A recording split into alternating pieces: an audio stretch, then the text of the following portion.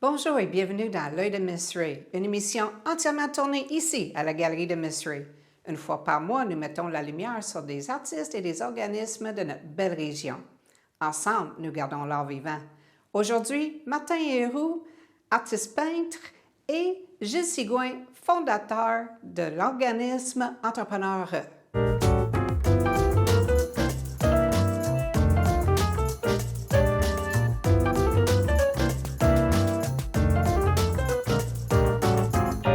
Nous commençons par un artiste connu pour des films, des téléséries, multiples pièces de théâtre, artiste, peintre, rêveur, un peu, Martin Héroux.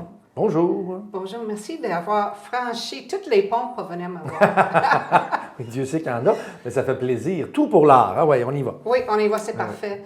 Toi, tu arrives de loin, là. Tu es issu, la famille établie à Témiscamingue. Oui, dans le Témiscamingue, québécois, évidemment, parce que le Témiscamingue ontarien aussi. Bref, je viens de très loin, de 8 heures, mais nous, comme il n'y a pas de cégep dans la région, quand on a terminé le secondaire, on s'expatrie. OK. Donc, j'étais à Montréal tout ce temps-là. C'était votre cas, là. Oui, c'est ça. Donc, on a quitté Témiscamingue. Ouais. Est-ce que Témiscamingue t'appelle de temps en temps, là? Parce qu'on voit dans votre travail beaucoup de scènes, de forêts, montagnes, eaux. On peut sortir le gars du Témiscamingue, mais pas le Témiscamingue du gars. Fait que, donc, évidemment, mes parents ne sont plus de ce monde. Ils habitaient là-bas, donc j'ai moins l'occasion d'y retourner. Mais c'est quand même ancré en moi, puis j'aime être dans la forêt. Là, j'habite dans les Laurentides, donc je suis dans la forêt quand même. Donc ça ne sort pas de là. Et le côté rêveur, le côté... on a plus de temps peut-être quand on est en région pour contempler, parce qu'il y a quelque chose à contempler. Je ne dis pas que la ville, c'est laid, mais tu sais, à chaque année, la neige à Montréal ressemble beaucoup à la neige de l'année d'avant. On dirait qu'ils nous envoient la neige de l'année passée, tellement qu'elle est sale. Donc, je trouve ça beau, la nature, puis c'est inspirant, évidemment. Donc, je n'ai pas l'occasion de retourner souvent au Témiscamingue dans les dernières années, mais c'est quand même là mes racines, puis c'est quand même, tu sais, quand on a une enfance heureuse dans la boulangerie de mon père, bien, ça te suit tout le temps. Je suis chanceux, j'ai eu une belle enfance, puis de ça peut naître d'autres choses d'intéressant aussi, je pense. Oui, bien sûr. Puis l'imaginaire qui vient avec une belle enfance aussi. J'imagine, tu lisais beaucoup de livres. Il n'y avait pas grand-chose à se mettre sous la dent ou sous l'œil au Témiscamingue. Il y avait une compagnie de théâtre, il y avait la radio que j'ai fait très jeune. J'ai fait de la radio très jeune là-bas. Donc, tu sais, il y avait ça. Au niveau visuel, il y en avait peut-être un peu moins, mais on connaissait certains artistes qui étaient autour de nous intimement. Donc, peut-être que on rentre plus dans la façon de faire, le pourquoi de le faire.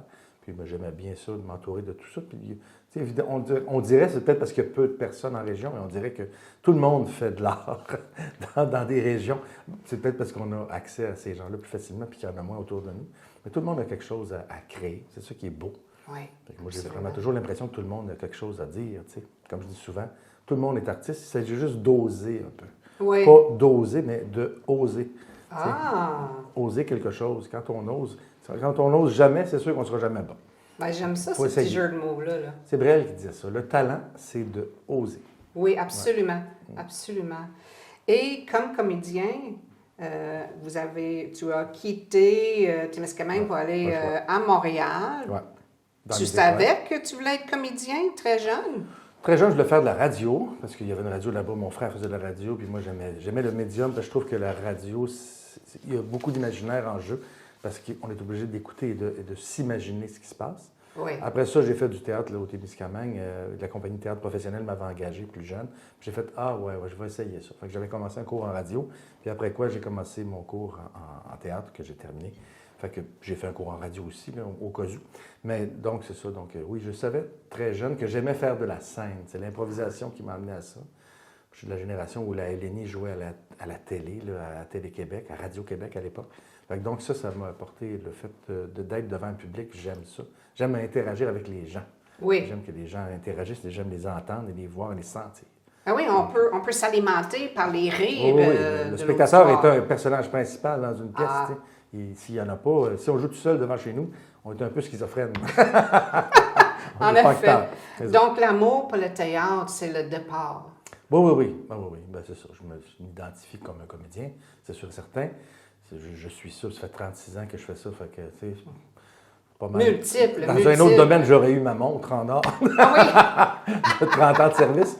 Mais évidemment, on ne prend jamais notre retraite dans ce métier-là non plus. Donc, Non. les rôles changent avec la couleur de la barbe. Là, c'est ça. Ben, c'est correct. bien aussi. Ça Chanceux. permet, ça laisse une longévité à la C'est pas dur carrière. de devenir comédien. Ce qui est dur, c'est de le demeurer.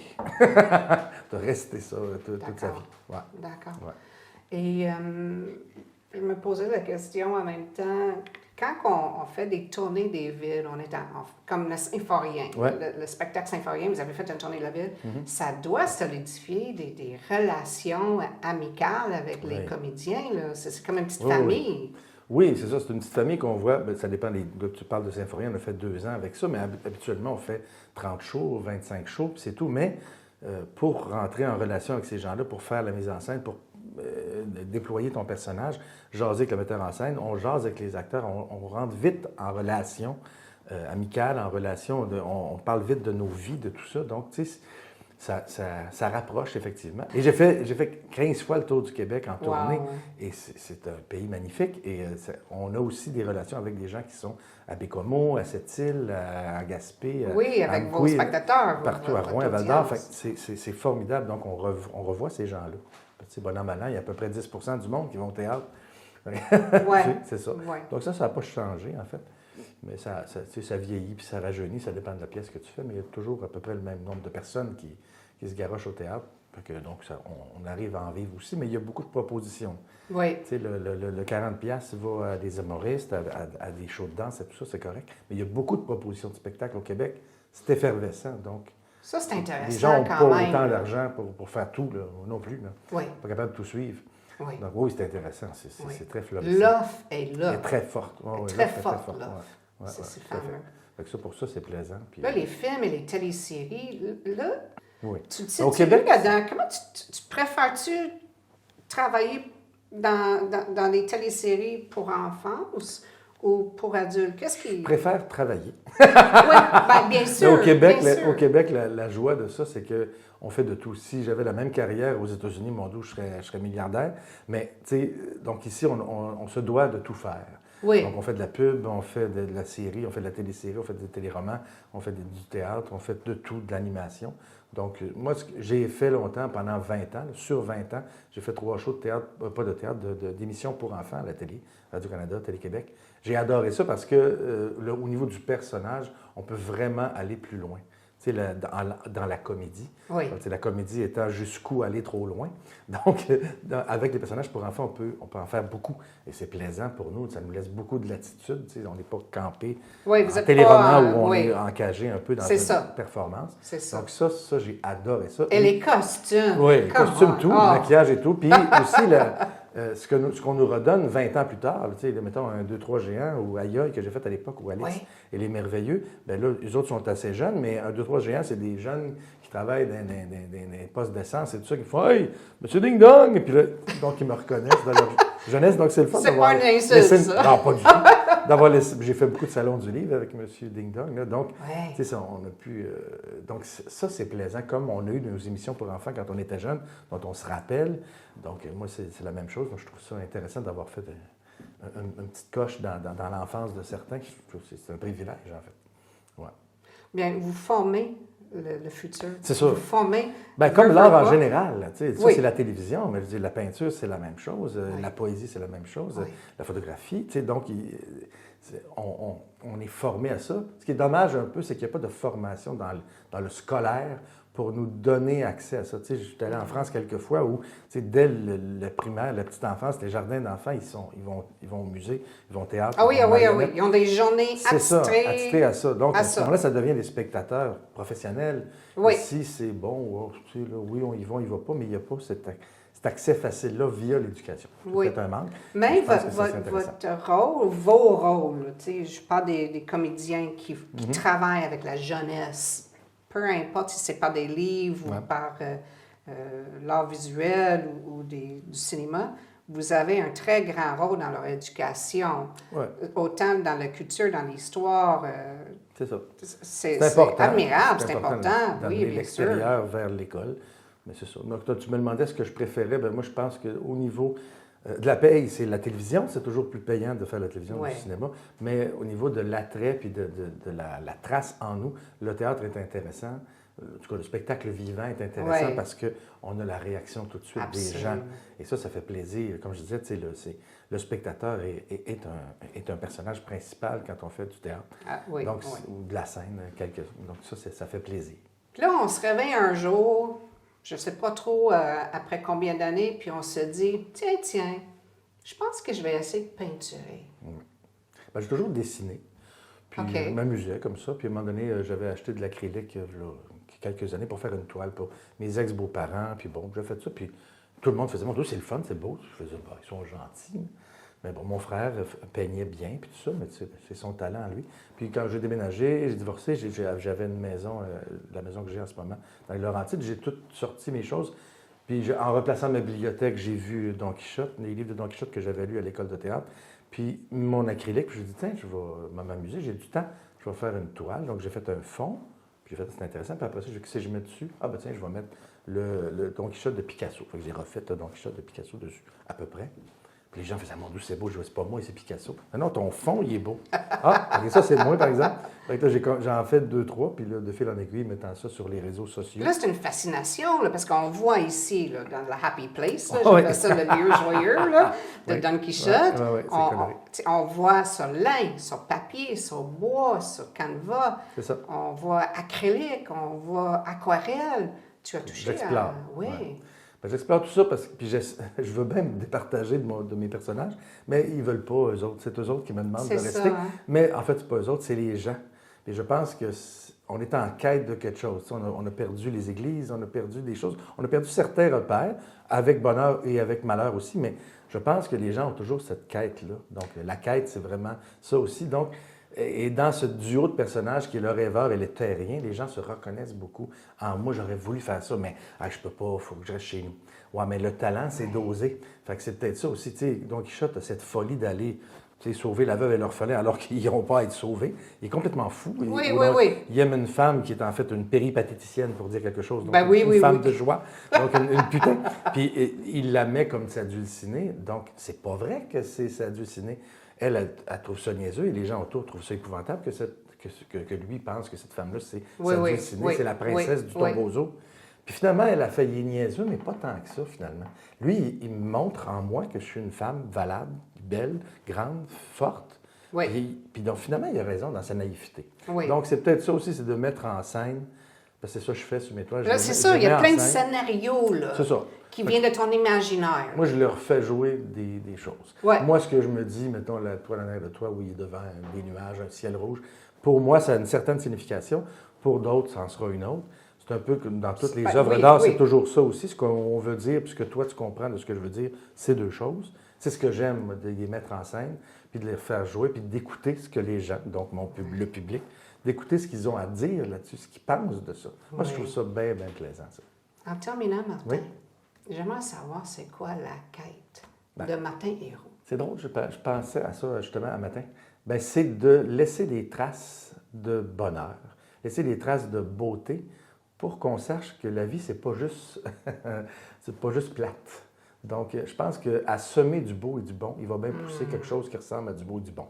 C'est naïf, tu me diras, oui, mais encore, je pense que il faut toujours être optimiste. Au moins, ça se peut que ça aille bien. Si tu es pessimiste, c'est sûr que ça va toujours aller mal. Donc, c'est un peu naïf comme façon de penser, comme ma grand-mère disait, tu as deux choix le matin, tu as le vent, tu es de bonne humeur ou tu es de mauvaise humeur. Comme tu es intelligent, ben tu es de bonne humeur.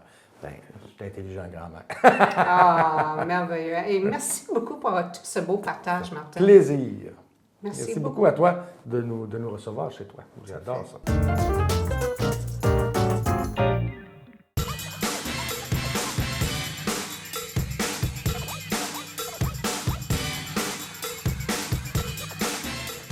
Dimanche, 9h30, Télébingo, on vous attend.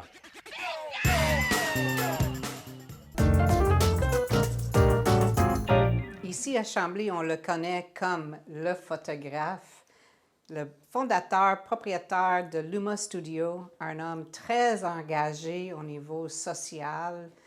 Et oui, un photographe extraordinaire. J.C. Gouin, merci d'être venu. Bonjour, Cléa. Bonjour, comment ça va? Ça va très bien, toi? Oui. Mais toi, tu dois avoir quand même un agenda très chargé. Tu fais tout. Mon Dieu, si je fais une petite bande de roulement, là, c'est incroyable. Là. Comment tu fais pour tout jongler, tout gérer tes activités? mon Parce que Dieu. là, on parle de contrat de photo, on parle de conférences à l'international, on parle de ta business, là. Tu sais, quand même, il faut rouler le business et le projet Ouais, entrepreneurial. Comment tu fais pour jongler tout ça? Ben, en fait j'ai quand même une certaine flexibilité au niveau de ma business. Je suis seul pour Luma Studio, la partie Luma Studio.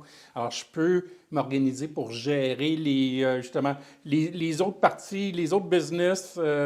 Et quand j'ai plus de temps, je passe plus de temps sur Luma Studio. Alors, je réussis comme ça.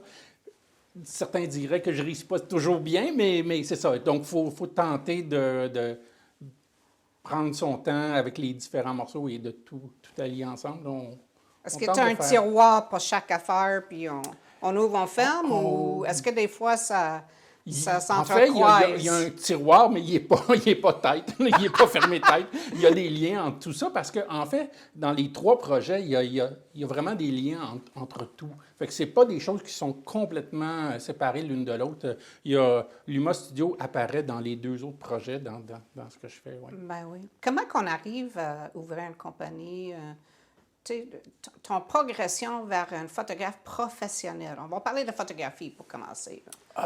Parce que tu as déjà Ben, fait c'est une ça. exposition ici. Ça, oui. Puis, tu sais, Oui, bien en fait, puis c'est drôle que tu dises ça parce que ça m'a pris probablement 10 ans avant de me considérer photographe professionnel, même si j'avais une business. J'avais un peu le syndrome de l'imposteur. ben voyons donc.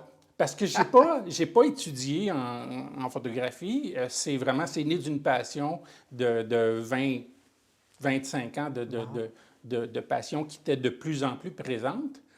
Et c'est un beau mélange avec mon parcours professionnel qui était plus côté ingénierie, télécommunications, qui finit par des solutions vidéo sur le web, et côté photographie qui évolue, devient photographie vidéo, et les 2 se rejoignent, et c'est là que la création de Luma Studio.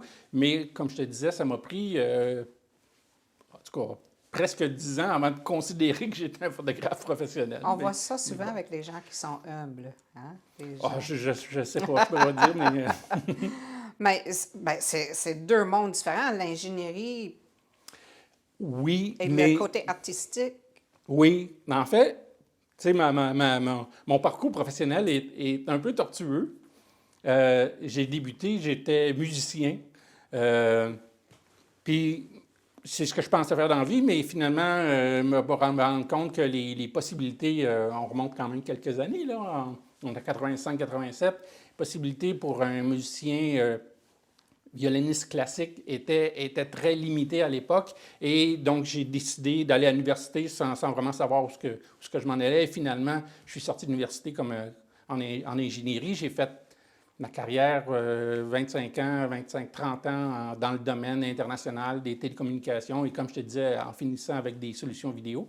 Et c'est là que, finalement, mon côté artistique que j'avais développé comme musicien, qui était très présent dans mes activités de photographe amateur, sont venus rejoindre mes activités professionnelles. Et dans ce que je fais, dans la production vidéo que je fais, dans la photographie, il y a aussi un côté technique. Donc, l'ingénieur est présent là, surtout au niveau production vidéo. Je fais des solutions de production web en direct. Et c'est vraiment, j'ai monté une solution qui permet de faire des productions vidéo, je ne dirais pas de la qualité, je veux quand même garder un peu de... Une petite gêne. Une petite gêne, mais qui se rapproche de la qualité des salles de nouvelles. J'ai déjà vu là, les images. Tu as tous des boards, des fils partout, des 3-4 ordinateurs, des écouteurs sur la tête, et tu es comme régisseur d'une grande émission. Là. Oui, ben c'est ça. À plus petite échelle, mais on produit du contenu qui est vraiment de qualité, qui s'approche de ce qu'on voit des grandes salles de nouvelles, à moindre coût pour nos clients. Là. Puis la photographie a toujours sa place parce que tu es le photographe attitré à le Festival de blues de la Montérégie. Oui, je suis présent là. J'ai quelques autres activités pendant plusieurs années, j'ai fait les photos pour la Chambre de commerce aussi. Alors, oui, la photographie est toujours présente. Il y a des périodes où je fais plus de la vidéo, puis j'étais comme, ah, j'aime ça faire de la vidéo. Puis, un moment donné, je retombe sur un contrat de photographie, puis je me dis, ah, wow, ça m'a manqué. alors j'y reviens. Mais c'est ça, c'est deux médiums qui me permettent quand même si c'est de la photo qui est souvent plus commerciale, donc des événements, des headshots, des choses comme ça, oui. il y a quand même, je viens quand même mettre une petite touche artistique des fois dans ça. Absolument, absolument. C'est quoi OncoExchange? OncoExchange, en fait, c'est le premier produit d'une compagnie qui s'appelle Medcom Exchange, dont je suis partenaire avec 3 autres personnes. Et on fait on veut réinventer la formation médicale. Et on s'attaque, OncoExchange, c'est spécifiquement pour le cancer du sein. Donc, on fait de la formation médicale pour les médecins, les oncologistes, les spécialistes qui ne peuvent pas se déplacer pour avoir ces formations-là, donc qui peuvent l'avoir via une plateforme qu'on a créée, d'où l'ingénieur qui est au travail. Et donc, ça lui permet, nous, on se rend dans les conférences internationales, on va rencontrer des chercheurs, des médecins qui nous parlent des nouveaux développements dans le domaine du cancer du sein, les nouveaux traitements, les nouvelles approches. Et nous, on fait donc des entrevues avec ces gens-là. Et c'est du contenu qui est disponible ensuite de ça. Donc, c'est diffusé, là. Oui. C'est diffusé au Oui. public, là. Oui. J'imagine aussi... En fait, le public cible, c'est les oncologistes, les spécialistes, tous les gens qui sont dans le domaine de l'oncologie. Ça peut être autant des infirmières, ça peut être autant des dentistes, oncologues, les différentes spécialités reliées à l'oncologie. Là, on parle de cancer du sein. Et on fait un petit virement vers le projet Entrepreneur qui vise l'entrepreneuriat féminin. Oui. On est dans un autre allée, là. Oui, en fait c'est intéressant ce qui est arrivé avec Entrepreneur. C'est un projet qui a pris vie presque non contrôlé. Alors, Entrepreneur est né d'un projet d'exposition que j'avais. Donc, j'avais une entreprise en photographie depuis quelques années et j'avais le goût de faire une exposition photo. Je me cherchais un sujet, étant entrepreneur depuis 5-6 ans et parfois trouver ça rock'n'roll. J'ai dit, voilà, je vais rendre hommage aux entrepreneurs. Ça va être ça mon sujet. On est à l'automne 2017. On parle beaucoup du MeToo à cette époque-là. Le hashtag MeToo, oui. Et en préparant mon sujet, je trouve un rapport qui vient juste d'être présenté sur l'état de l'entrepreneuriat féminin au Québec. Et là, voici, je lis mon sujet, c'est les femmes entrepreneurs. Alors, ça démarre comme ça. Premier partenaire que je vais rencontrer, la Chambre de commerce locale. Évidemment, si je veux rencontrer des entrepreneurs, c'est la bonne place à aller.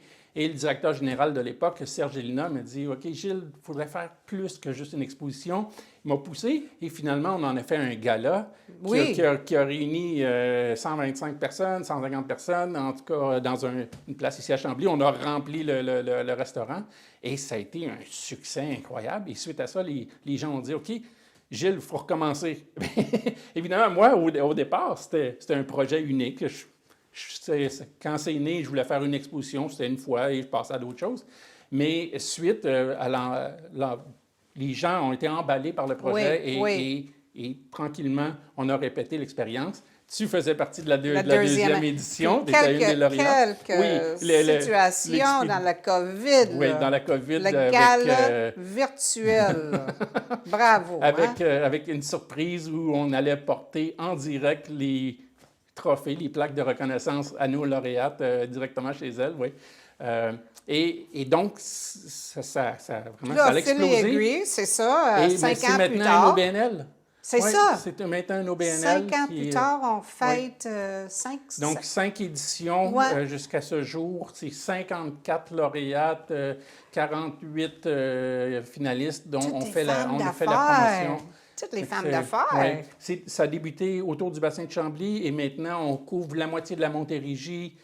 Donc, on a fait des ententes de partenariat avec 7 chambres de commerce, plusieurs d'entre elles qui ont été fusionnées. Maintenant, on a 3 grosses chambres de commerce avec qui on travaille, qui sont de la vallée du Richelieu, Haut-Richelieu et aussi Saint-Hyacinthe. Et plusieurs catégories aussi, parce Oui. qu'avant, c'était comme, bon, Oui, oui. maintenant, on est rendu avec plusieurs catégories. Mais ce qui est intéressant, c'est que depuis le début, on a 10 lauréates qu'on présente à chaque édition.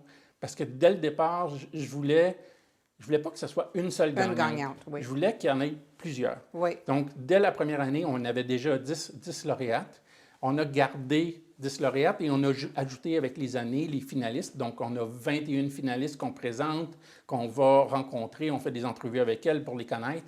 Et mon Dieu, que c'est intéressant de les rencontrer, ces Ruth Vachon, parce que là, il faut avancer un petit peu, on va manquer de temps. Je pense qu'on pourra en parler tout un après-midi de cette fantastique expérience. Ruth Vachon, tu l'as rencontrée lors d'une discussion de panel à l'UQAM. En fait, c'est intéressant. Ruth, on faisait une série de podcasts dans les premières années et on avait reçu Ruth en entrevue pour parler du réseau des femmes d'affaires du Québec. C'est ça. Et à travers les années, Projet Entrepreneuriat est de plus en plus connu, reconnu, et on est invité à des activités. Par exemple, en 2023, on était présent sur un panel de discussion à l'UQAM pour la conférence internationale Les Journées Georges Doriot sur l'entrepreneuriat. Alors, j'étais présent avec 4 des lauréates de différentes années pour justement parler de notre projet. Et cette année, c'était au mois d'octobre, je me suis retrouvé avec Ruth Vachon sur un panel de discussion où on parlait d'entrepreneuriat féminin. Alors, très agréable, évidemment, de faire affaire avec des gens qui sont dans le domaine, qui ont des objectifs semblables de faire connaître l'entrepreneuriat féminin. Ouais. Et en même temps, grande fierté, parce qu'en quelque part, ça nous donne une certaine crédibilité du projet qu'on travaille depuis tant d'années. On se dit, si on se retrouve sur la même scène que des gens comme ça qui travaillent depuis tellement longtemps, on se dit, peut-être qu'on fait quelque chose de bien, finalement. Absolument. C'est une crédibilité et une notoriété, là, parce que on s'en vient de plus en plus connu. Là. Et on veut le faire pour aider le projet, parce que faut s'entendre, là, le projet fonctionne avec des commandites. C'est comme ça qu'on finance, parce que il y a beaucoup de coûts, photo, production, mettre tout ça en place. On parle un gala, c'est pas gratuit. Là. Non. C'est un projet qui, annuellement, a 60 000 à peu près. Voilà. Et donc, il faut aller chercher des sous. Et donc, la notoriété qu'on peut avoir, comme une émission comme celle-ci, nous permet justement d'aller chercher des partenaires pour continuer l'aventure et présenter ces femmes entrepreneurs qui sont tellement merveilleuses. Comme toi, d'ailleurs. Ah! As-tu un petit scoop pour nous? Un petit oiseau m'a dit que tu avais une nouvelle à annoncer. Oui, alors vous allez être les premiers à le savoir. On a enregistré il y a un certain temps une nouvelle série qu'on appelle « On parle entrepreneur », où on met ensemble une de nos lauréates d'une de nos 5 éditions avec une lauréate, une entrepreneur connue du public. On les met ensemble, on leur propose un sujet et on les laisse discuter, on les écoute. Et donc, on va diffuser nos premiers épisodes pendant la période des fêtes. Ça va être un petit cadeau à nos femmes entrepreneurs pour leur permettre de se ressourcer pendant les fêtes, d'aller voir ces discussions-là et d'être inspirés. Un beau cadeau pour les fêtes. Je te remercie infiniment d'être venu faire un petit tour jaser de tous tes projets. C'est moi qui te remercie de m'avoir invité. Merci, Cléa. Et longue vie à Entrepreneur. Merci. Salut, ici Alexandre Baudouin. Et François Trépanier. Hey, François, souvent les gens nous demandent quand est-ce qu'on peut vous regarder? Mais là, c'est à partir du mercredi. Mercredi, 19h, on vous fait découvrir des acteurs de l'industrie sportive locale qui se distinguent. Manquez pas ça.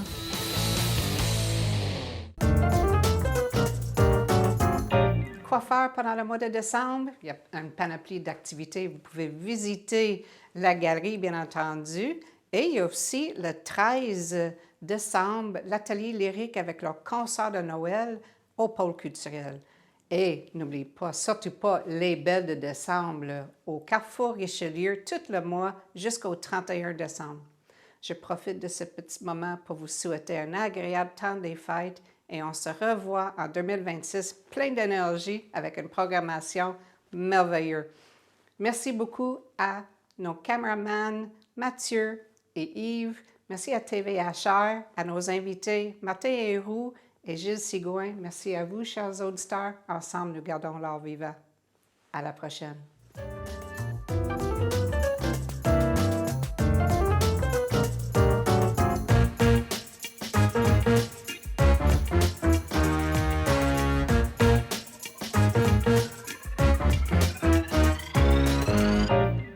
télévision du Haut-Richelieu. Notre région, votre télévision.